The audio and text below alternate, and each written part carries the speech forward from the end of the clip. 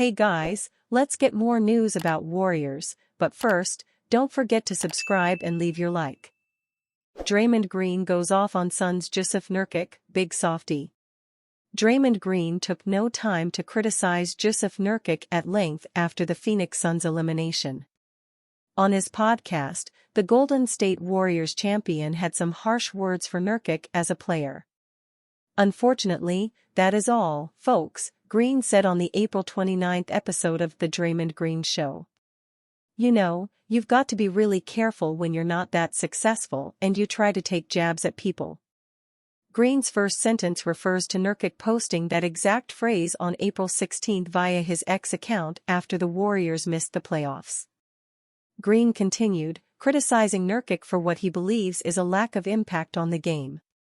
When you don't play a large enough role in your team's success, and when you can't really affect the outcome of the game.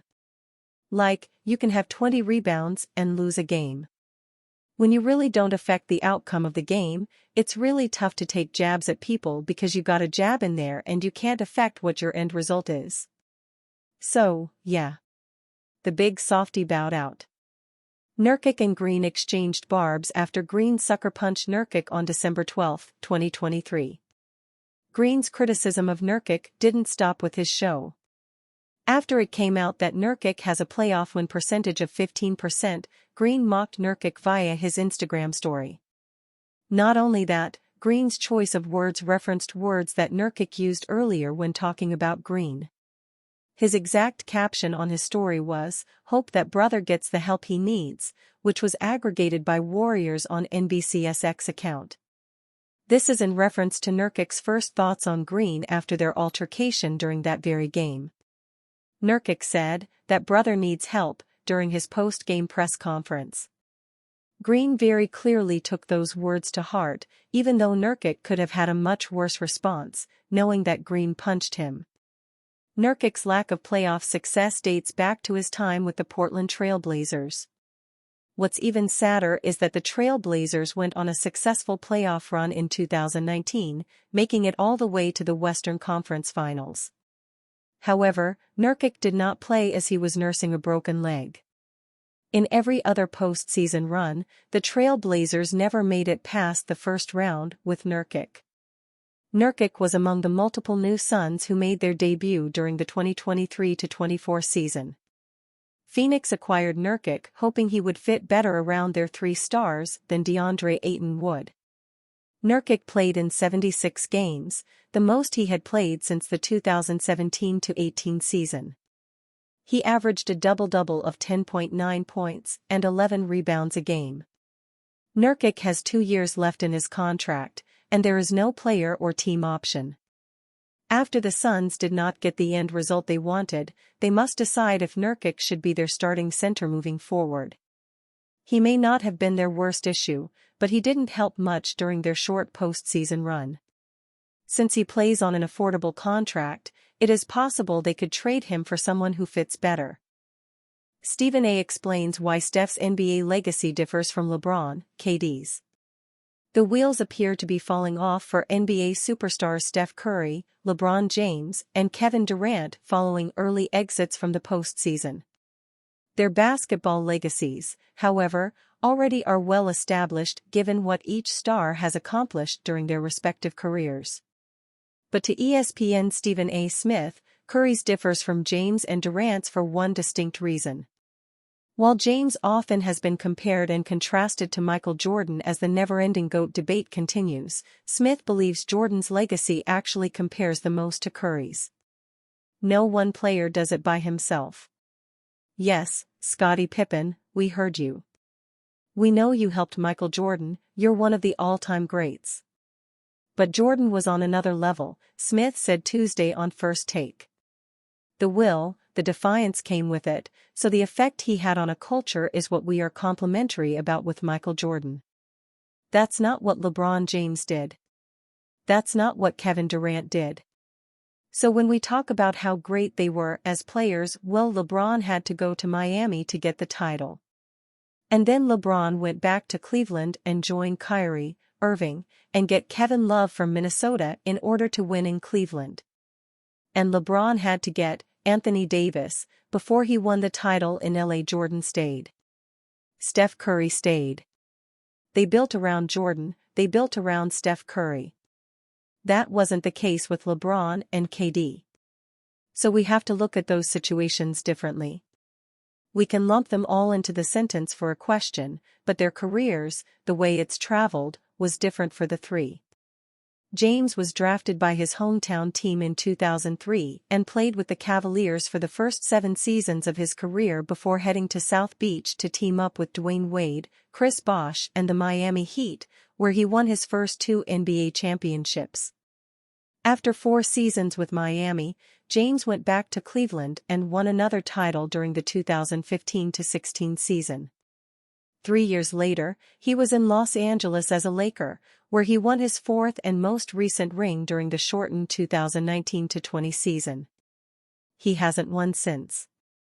Meanwhile, Durant didn't win his first NBA championship until the controversial move to Golden State in his 10th NBA season, where he teamed up with Steph Curry and the Warriors' already ruling Big Three. He won his 2nd ring the following season and, after leaving Golden State to join Kyrie Irving in Brooklyn with the Nets and then Devin Booker in Phoenix with the Suns, has yet to win another title or even come close. Then there's Curry, the only star of the trio who remains with the team that drafted him. His loyalty and patience paid off, allowing former Warriors general manager Bob Myers to work his magic and put the proper pieces around Curry to help the team win 4 championships in 8 seasons. Nonetheless, each basketball icon, regardless of their pathway through the NBA, has made a name for themselves as future Hall of Famers. Their legacies and how they're remembered, though, is a different story. Should the Warriors draft Bronny James?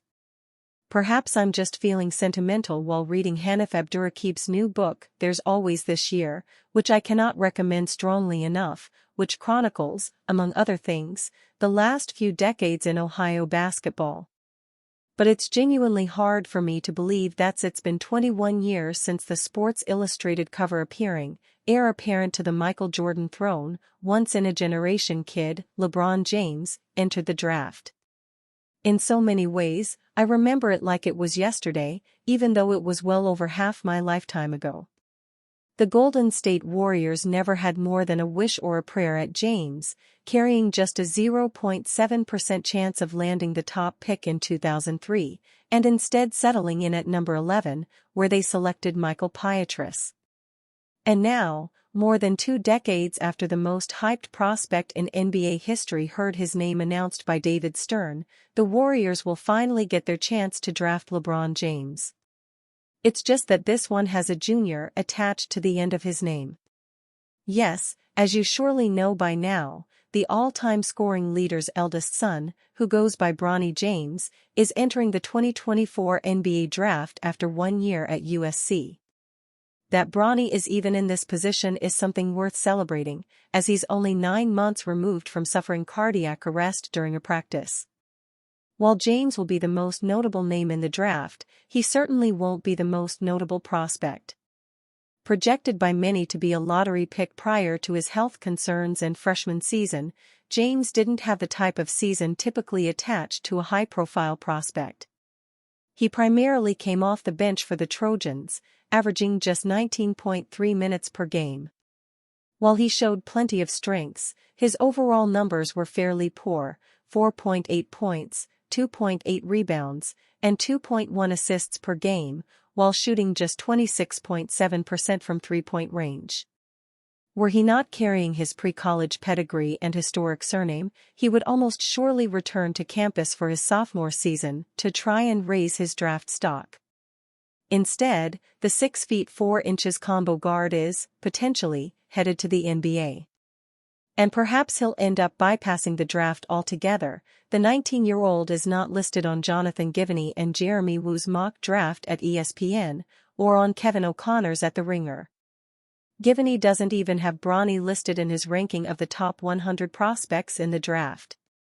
That isn't to say that Bronny will get passed over and enter undrafted free agency. There are plenty of reasons beyond standard prospect performance that could lead a team to draft him. We'll get to those in a moment. And there's still the combine and individual workouts where he will attempt to prove that he's more like the prospect that entered USC than the prospect that exited. And you, fan? What do you think of the situation of Bronny James? Leave your opinion in the comments.